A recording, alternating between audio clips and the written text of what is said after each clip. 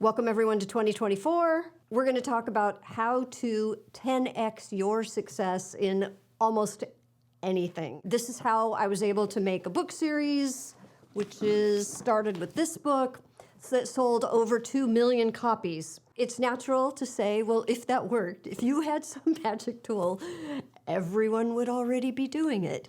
Well, if you stick with this video, it will be very clear why people don't use this, but could. You might be much more familiar with this term if you study or work in the areas of artificial intelligence or machine learning. There is a class of problems for which things that look like they are getting closer, that kind of progress, tricks you or deceives you into thinking that you're on the right track, but you're not. And things that don't look like you're getting closer, in fact, things that look like you're getting further away from making progress, deceive you into thinking that you're on the wrong path. But we are deceived by things that look closer to the objective. And this tool, again, that I'm going to talk about for how to cope with and solve problems that fall into this category, which is, again, just about anything that's actually really interesting and complex. And I'm going to get to what the tool is in just a minute. Stick with me. The kinds of problems that I'm interested in, and probably that you are interested in, fall into this category. When you look at a problem and is it hard or is it an easy problem to solve? Well, obviously, I want the things that are pretty hard to solve. And you may have an area where the quality of people, whether it's experts or companies or products or things that exist for solving it, are also pretty high quality. Now, if you see something like this where, well, it's a hard problem to solve, but lots of really good people are working on it and are making solutions, and maybe there are a variety of solutions, it's easy to look at that and think, well, what do I possibly have to contribute to that? There's already a lot of great solutions. Why would I try to create another solution when solutions already exist? Well, this is the bar that I'm interested in. What is the quality and the quantity of people who are successful with that solution or with getting help from that provider, whatever it might be? And if I see that it's down here, then I am really, really excited, because this is where the opportunity lives. Especially if you hear people say things like, well, it just is hard. There are no shortcuts. Those are like catnip to me. It usually means, well, then we haven't really solved it. It just looks like it's being solved. So if there's passion and there's anger around sort of threats to the status quo, yay, because it means people are fighting to defend the way that it's been done. And they might be right, but in the back of my mind, I'm always thinking, they worked hard, and anything that looks like it's short-circuiting that can't be good. What they're calling a shortcut might just be the truly more effective and efficient path. And often it's not been tried because of deception, because the actual solutions that could be much better are never considered because they look wrong. They look like you're going backwards. So if I hear people saying shortcuts are harmful, shortcuts are evil, shortcuts are unethical. In some areas, it might be things where safety is involved. If you're involved with movement, human movement, care for an animal, for example, horse movement and rehabilitation, it can be very personal. When people are saying, look, you're threatening the welfare of this creature that you love.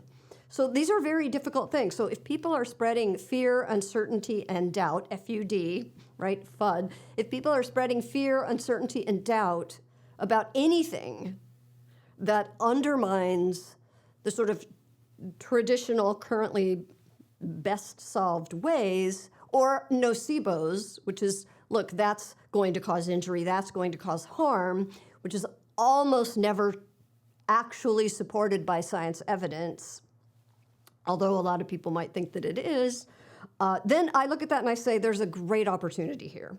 So what I'm looking at is, I want to find things where, yes, it's hard. Maybe there are quality solvers. It doesn't really matter to me.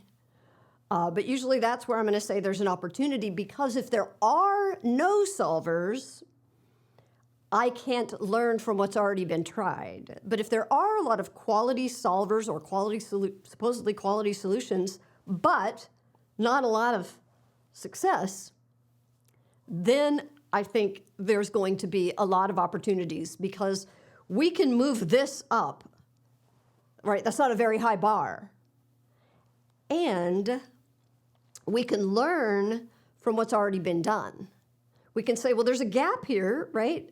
Something's happening where the solution is not really seeming to be adequate. And I'm not going to listen to the complaints that, well, because it just is that hard. And again, it's not that that's not true, but because by definition, we are looking for things that are hard to solve problems. But what I'm looking at is the actual nature of the solution, the way, the process for solving it. So you can have really great people trying to solve the problem, but they're not actually solving the same problem that you might solve. Now, I want to say beware of survivor bias, because it's very easy for people to say, well, what do you mean user success is low? User success is really high. This top athlete, this is what they did, if it was good enough for them. And we hear this a lot. Or, well, it succeeded for this person who spent 15 years doing the hard work, putting in the time, the man in the arena. Well, we can look at that and say, okay, but if one or two people seemingly succeeded because of this, we're not looking at what number is it? 50, 100, 200, 1,000 people who didn't? Then we're victims of the survivorship bias fallacy.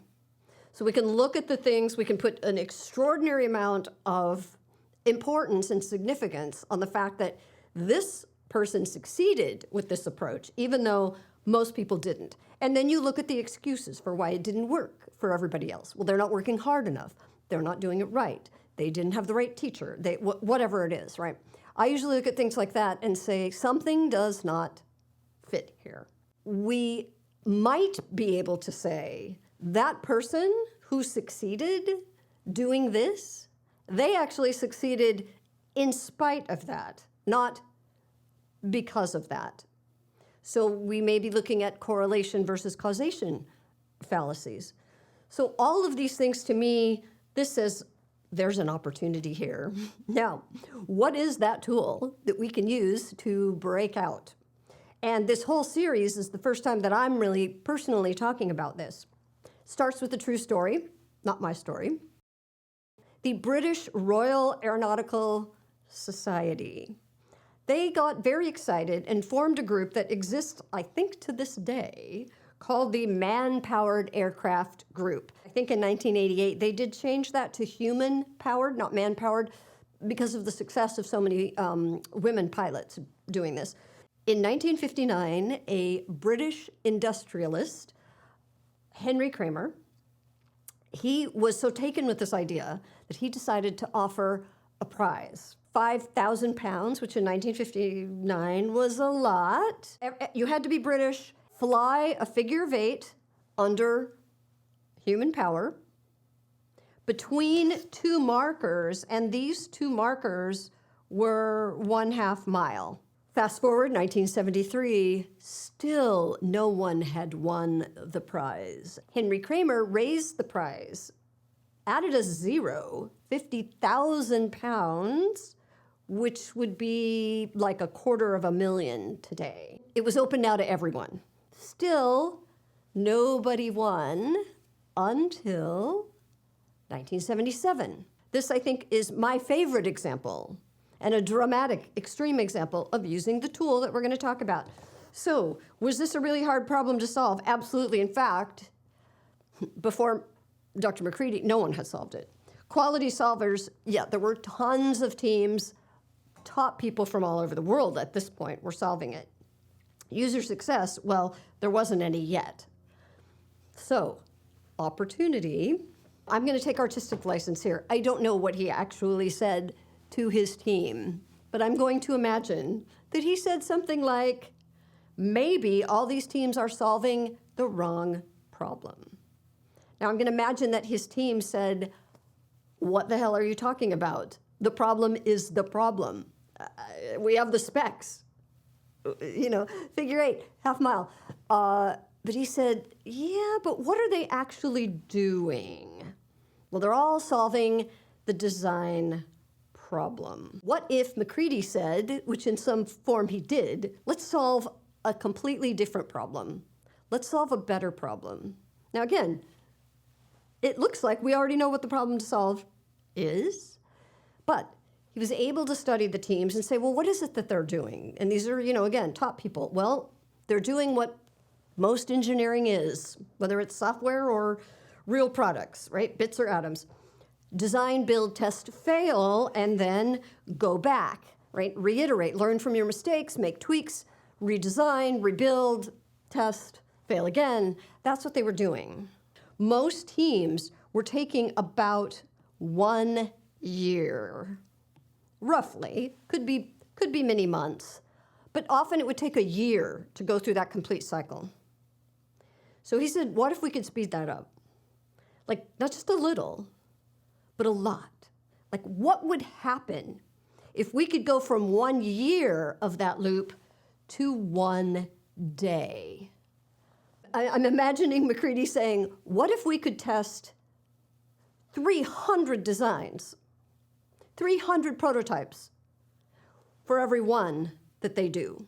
Does it guarantee we're going to win? No, but makes it a hell of a lot more likely. How much would that increase our chances if we could do that? Now, you could imagine the rest of the team saying, well, yeah, but again, everyone would be trying to do that if that was possible, but given the materials and the constraint, blah, blah, blah, because they were all working on the design to solve what they thought was the problem. And he said, let's put the real problem aside, the human-powered craft. Let's just set that on the shelf for a while. And instead, let's put all of our energy on solving a different problem, which is let's find a way to design materials and techniques that will allow us to speed up this recovery process. So that's what they did. He said, what if the design is not actually the barrier? That's the one everyone is solving, because it looks like the problem. What if it's actually failure recovery? Here's a little rule to think about. For complex problems, not simple problems, for complex problems, which by the way is most movement, the stepping stones to X do not look like you're getting closer to X.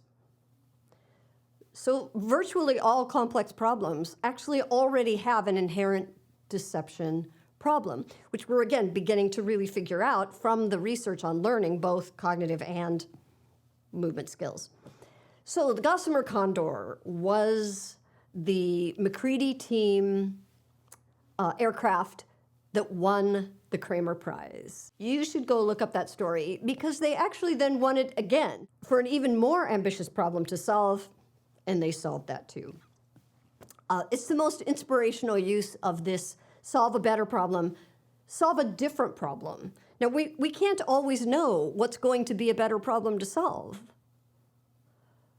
But if we're willing to at least solve a different problem, to at least be open to the fact that this is complex, it's hard, and even though there are good people working on it, there aren't a lot of really successful users benefiting from this, then maybe there's a deceptive problem here. And that means if we just try to look for a different problem to solve, which in the very next video, I will tell you the exact step-by-step in excruciating detail, if you want it, for how we very systematically applied this to creating the books that by all rights should never have been successful at all, and again, became the best-selling technical books in history. So even if we don't know what better is, we don't have to. If we start thinking, just try to find a different problem. One of the tools to use for the tool of find a better problem to solve, or at least find a different problem, is what I call the side effects principle. And this is the one that I use most of the time for everything, from the horse movements, from my own skills, and with the books, which is instead of solving for X, which is the thing that feels like the objective that everyone else is solving for, find a different problem, Z, for which, if you do solve Z, a solution to X will be, kind of a no-brainer. Either it will come along for free, its chances of being successful will be way higher, or it won't even matter at all. Because again, everyone has a tendency to want to solve complex problems as if they were simple linear problems, or maybe just looking at it as though, well, it's a complicated problem, which means we can systematically, in a linear way, step by step, we can engineer the crap out of this and do it. But if it's a complex problem, we're probably deceived by things that look right, and deceived into not doing things that might look wrong. So if you find a different problem to solve, especially if you know everyone else is solving X, you could say there might be something else that we can solve. Why would I be able to do something that all of the experts couldn't? Why would I be able to do something that all of these really good people, talented people who've already been doing this a long time, why would I have something to offer that they haven't? Well, again, you can't compete by trying to do the thing they're doing better than they're already doing it. But there can be something very different, a problem that they haven't even been considering, where there's basically no competition at all. That's how we did it with the books, and I will talk about that. And that's, of course, what I use with movement with the horses. If I'm looking at things that are probably hard to solve, there could be, I don't really care how many good people there are trying to solve it, or how many good companies, or how many good existing solutions. I care only about this. How low is that bar? I mean, if that bar is high, well, then the problem, it's solved, right? There's no need. But if the problem is not solved for most people, if you find that tons and tons of people who are insisting they know the correct way, they just haven't got there yet because it takes 10 years or whatever stories people tell to rationalize why the thing that looks right isn't working for most people, right? Or they're not working hard enough, or they're not doing it right. We're blaming everything, but the real issue was that they're all solving the wrong problem. It's the problem that looks right. It's no one's fault. It's the most direct problem. So I'm going to always look at it and go, when I see this, that's catnip to me, no matter how much people push back, because I'm going to say they're just solving the wrong problem. I can't solve the problem better than these people are, but maybe there's a different problem to solve. The side effects principle is, to me, the easiest one, because you can just sit there and ask yourself, is there a situation, is there a problem I could solve that then would make this maybe way more likely? I think almost everything that's complex, there's not just one better problem to solve. There's probably a ton of better problems to solve. And if we just look for different problems to solve, we will start to open up possibilities that most people are not looking at because they're trying to solve what they think is the problem. Can we give the horse a completely different, very authentic movement problem to solve for which his movement system will automatically, for free, do that thing? You want someone to bend their knees into a partial squat, and they may have lots of trouble doing that. But if they're just standing there and you say, oh, could you reach up and grab that thing, and they have to jump to do it, they will naturally, automatically, effortlessly, without any conscious thought whatsoever, drop down to spring up, because the body needs to take advantage of that tendon storage and release, and it is a natural, inborn, authentic way to provoke a movement. And there's a whole bunch of science on why often that authentic movement will then be much more powerful and actually technically much better than if you were trying to instruct them to do it. So let's make 2024 about solving better problems without having to know what better actually means. We're going to solve better problems simply by trying to solve different problems. If a lot of people have a lot of expertise, though, and they've been working in that field, they can be misled by what I look at as the mediocrity of tradition. They can be sucked into that, where they cannot actually see that there is any other way, and they are willing to put in the hard work to do it the traditional way. When I look at tradition, not all tradition is a bad thing. Tradition often exists for a reason. Best practices often exist for a reason, but so often it's based on knowledge at the time. When traditions exist, even though the foundation has been removed, what do you have? And with a lot of research on movement, on learning both cognitive skills and physical skills, and the rug has been pulled out of the foundation. And yet, we still get sucked into the narratives about tradition, and it just takes hard work. And, you know, damn it, I worked really hard on this for 10 years, and don't tell me there are shortcuts. Shortcuts are seen as a bad thing. If you have been taking the long route, and there actually was a legitimate route forward that just wasn't so long, would you consider it a shortcut, or would you consider it the better path? Okay. I will see you in the next one.